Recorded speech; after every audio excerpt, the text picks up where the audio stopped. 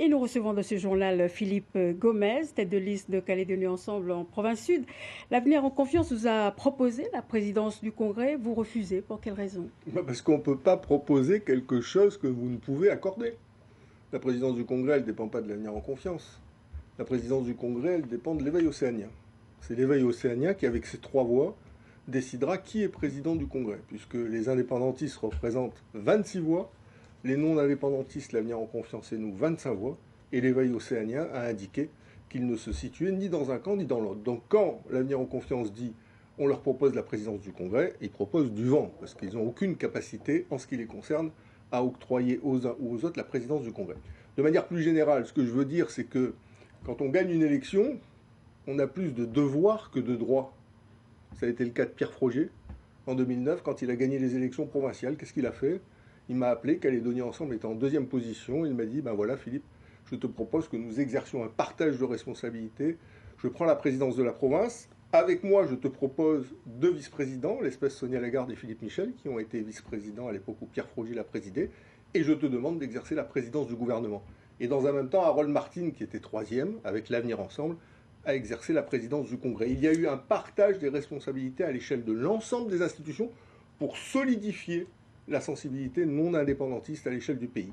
Même chose en 2014 quand je gagne. Je lis dans le communiqué, là vous l'avez lu, ils ont la légitimité électorale qui leur permet de présider la province et le gouvernement. Mais quand Calédonie Ensemble gagne en 2014, nous avons 36% des voix.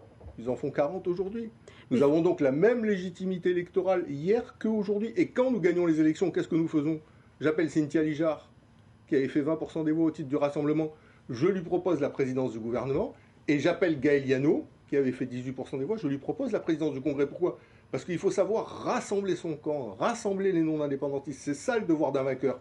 C'est pas de tirer la couverture à lui pour tout prendre. C'est au contraire de s'ouvrir vers ceux qu'il a combattus. Philippe Gomez, mais est-ce que Sonia Backès et son parti sont obligés de suivre ce process? Alors, est-ce qu'ils sont obligés de le suivre? Non, ils peuvent tout à fait avoir ce comportement-là et décider qu'ils peuvent tout prendre tout seuls parce qu'ils ont fait 40% des voix. Mais moi, ce que je dis, c'est la chose suivante. Il ne faut pas oublier qu'à l'échelle du pays, aujourd'hui, l'Avenir en Confiance représente moins d'un Calédonien sur 3. Ils ont fait 29% des voix. Donc comment vous voulez gouverner un pays lorsque, avec moins d'un Calédonien sur 3, vous décidez de tout prendre des institutions? Ça n'est pas possible. N'oubliez pas non plus une autre chose. Au Congrès, pour faire adopter un texte, une loi, il faut 28 voix. Ils sont 18. Donc, ne pas accepter de jouer le jeu de la solidarité à l'égard des autres formations de sensibilité non indépendantistes, c'est prendre le risque d'être dans l'incapacité de mettre en œuvre toute partie de sa politique. Alors, donc non, c'est une faute politique qui est en train d'être accomplie. Vous dites que vous êtes maintenant libre de tout engagement à l'égard de l'Avenir en Confiance. Concrètement, ça veut dire quoi? Ça veut dire qu'à partir du moment où ils ne veulent pas partager les responsabilités comme l'ont fait Pierre Frogier en 2009 ou comme je l'ai fait en 2014. À partir du moment où ils veulent faire en sorte de tout diriger parce qu'ils sont arrivés devant les autres.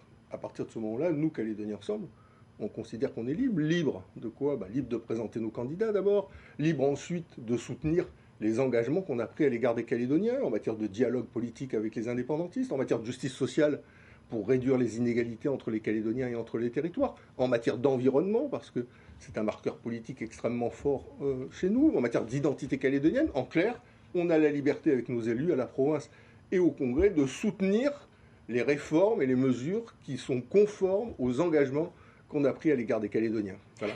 Philippe Gomez, les raisons de votre échec, vous les voyez comment? Rapidement, s'il vous plaît. Alors, rapidement, non, parce que les raisons d'un échec sont nombreuses, mais il y en a plusieurs, si vous me permettez. La première des raisons, c'est, je crois, la crise politique et économique qu'on a traversée ces 5 dernières années. On a eu un référendum qui a beaucoup clivé la société calédonienne, et notre discours, qui est un discours, je dirais, plus modéré, plus passerelle, plus dialogue, a été par là même moins audible. La crise économique que nous traversons. On a eu 2 grands chantiers de 20 milliards de dollars et une crise internationale du nickel ensuite. Et donc, bien évidemment, ça a tendu beaucoup de secteurs d'activité.